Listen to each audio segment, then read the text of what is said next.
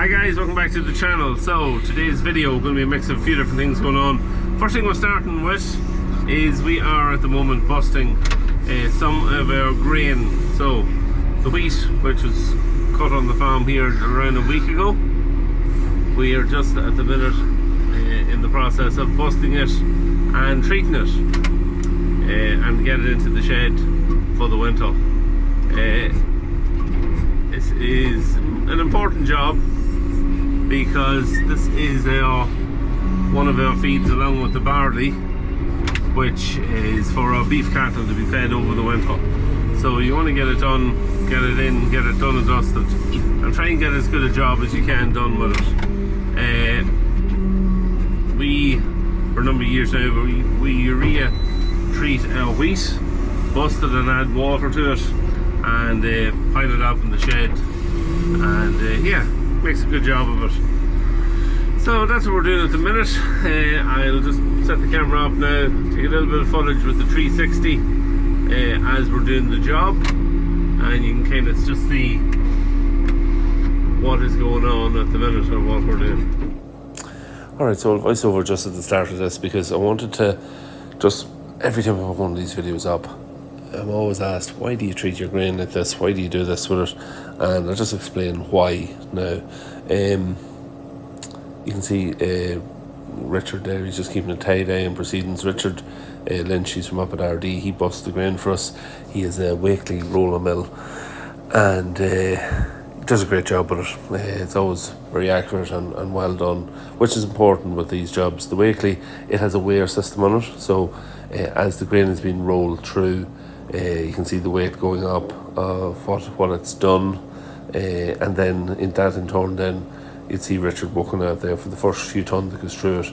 He'd be adjusting the settings of if you're adding water or whatever, additives you're putting in, he'd be working at that and just having everything that it's nice and accurate, which, as I say, you need, because you want to have it all accurate. We do add water to it. This grain was between, I suppose it was cut from 20% back to probably around 17% moisture, maybe a little bit less than that.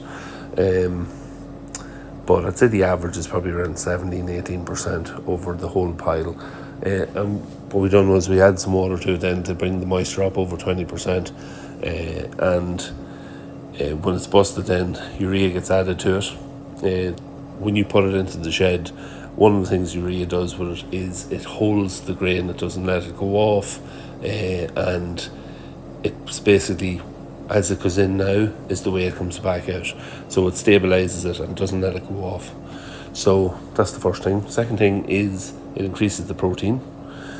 So by increasing the protein, then that means there's less protein needed to be bought in. That's a plus. The other benefits of it is it improves the performance of the feed. So it makes the feed more digestible for the animal.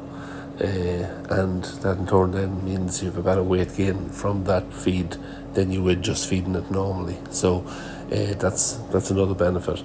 Another benefit too is that it improves the pH then in the animal's stomach, and the benefit of that is a more content animal. Again, that's another reason why that there's a better weight gain with it, and it also helps prevent acidiosis then as well. So that's always a problem when you're feeding high energy rations, that you could run into problems with the cattle creating too much acid in their stomachs. So by feeding this, that reduces that, and in turn then if you can keep the acidiosis down, it helps to reduce foot problems. So like it's all related. So by keeping all them things right, it just means you'll have a healthier animal and a better weight gain. So there is a lot of pros to it. There is a bit of extra work on it when you're having to do it, but for the bit of time it takes, or it takes about a day probably to bust all our grain that we put in, it's certainly worth it. You can see the advantages of it, and it's something that we'll keep doing in the future. We're very happy with it, and yeah, look at all these things. If it's in a lot of cases, it's just a lot of small things that adds up to making a big difference, and this we find is one of them. So yeah, everyone wanted to know why we do it. That is why we do it. Improved protein, improves the pH in the animal, better weight gain, less health issues, less foot problems. That's basically it. So there you go. There's probably a few more minutes just of pushing up grain and all that stuff, and then we'll be on to the next part of the video.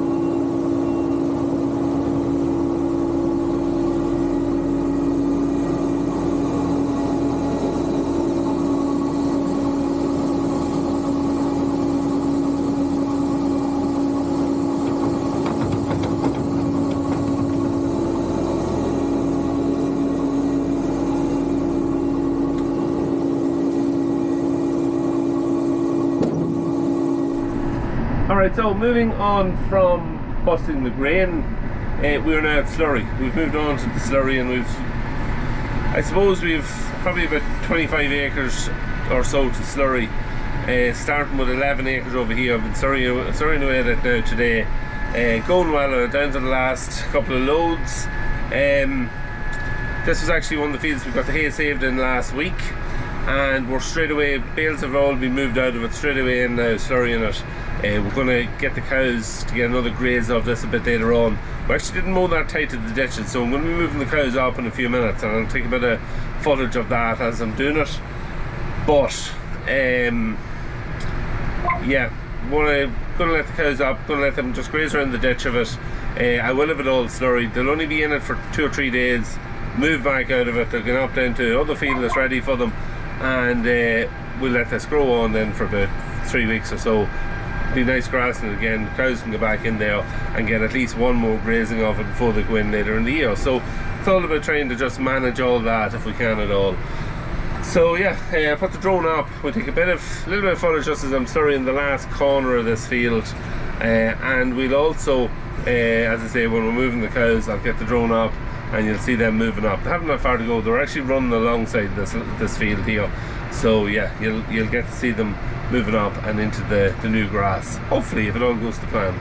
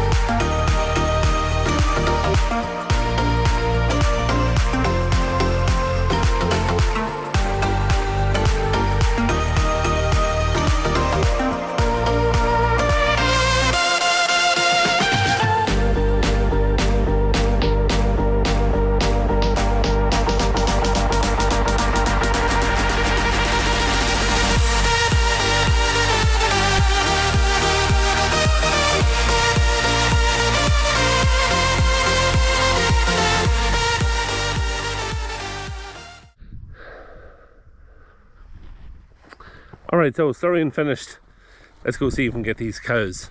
Now this could get a little bit tricky because there's a couple of horses that runs along with them and a few donkeys, so hopefully the cows will come on their own. Let's see. Alright, so we've called the cows here at this stage, and you can see them just starting to come around the old building here. The second cow, she's blue and white now. She's one of them cows that every single time that you go into the field, she runs to the far side of the field. So I was quite happy to see her coming in those first few cows, because she's just one of them cows that she could just take the rest of them all with her. You can see it zooming back out. I just zoomed in here. It's all the same footage. Wee bit of a break. That first batch, you can see them just stalling there on the lane. The rest of them must have been just a little bit further back down. But they are slowly just starting to come up. You see them there now. But they did stall. They were stopping and waiting. The cows know every move that's going on around the place. They know it all inside out. Those ones that's here standing waiting can see the other cows and are watching to see where they're going. They want to see, are they going out to the field? Does it look like they're going up the lane? Are they heading back to the yard to get injected or dosed or something done with them? They don't like all that, so they're still standing there just waiting to see. But they can see. You see now, there it is now.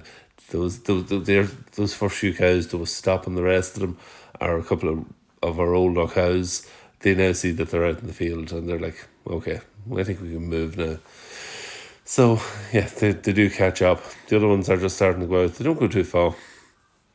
They just go outside the gate. Some of them have already copped on to the grass that is around the headlands. And you can see the rest of the batch now are all starting to filter through quite slowly enough, but they're all getting there. The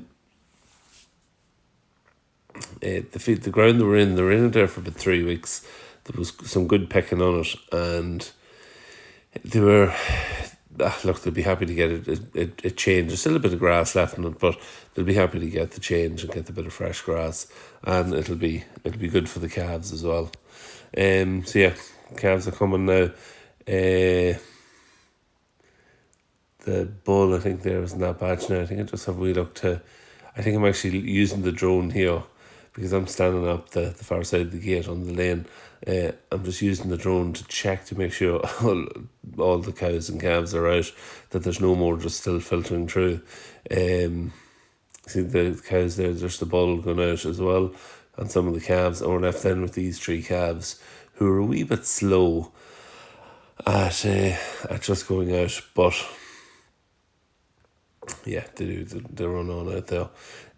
So yeah, you can see the cows have just run up into the left hand corner there, up the top end of the field. They're eating some of the grass, having a look around, and there's a creep feeder that is there from last year, so that will start to be used now as well very shortly.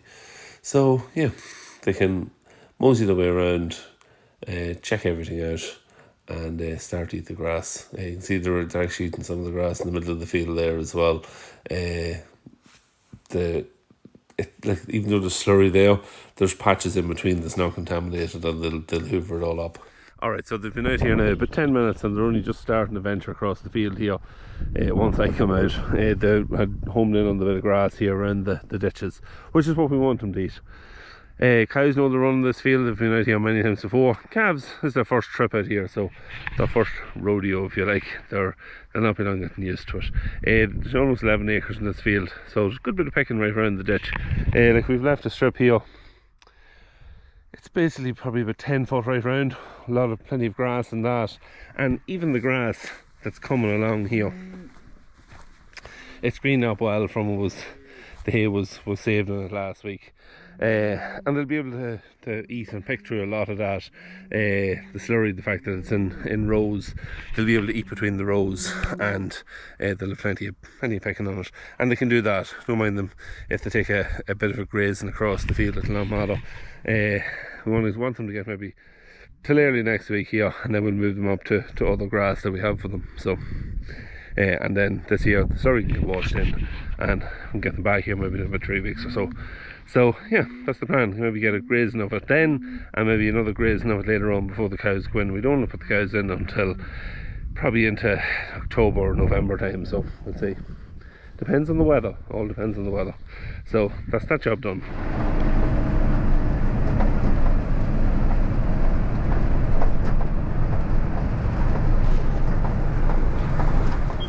Alright, so we've had a wee bit of a weather change, as you can see there. It started raining in the last 15 minutes, but up until that we've had some fantastic weather. Still slurrying away today, so slurrying yesterday and today.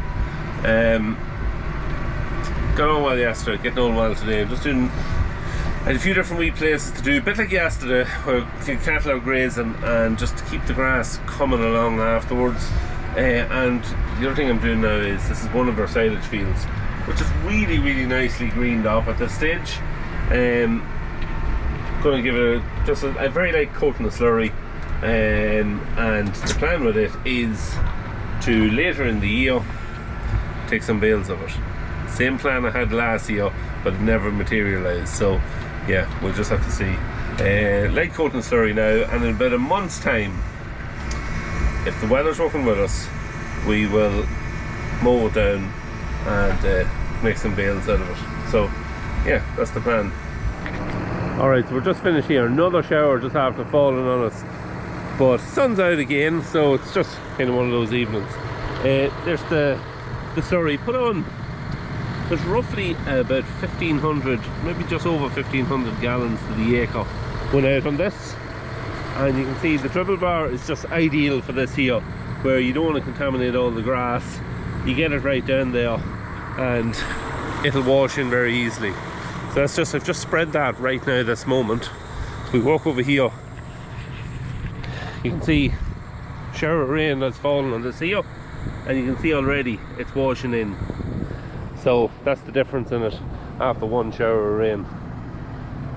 There we go. No difference in speed, no difference in slurry, but you can see the difference of it washing in. So yeah, it'll wash in very fast. That's what we were just saying earlier on. If we had to, this week we've had a great spell of weather right the whole way through. Rain was forecast every day. It never come. Not much rain, but it never come at all. We've had a dry week most of the week. So if we had to take a chance and cut some hay, we would have got it saved. We would have got it saved yesterday evening. If we had cut the hay last Sunday, we would have got it saved. We would have had all the hay finished with. But forecast was showing rain and we never cut any, so it is what it is. So that's this field done and dusted. Back to the yard.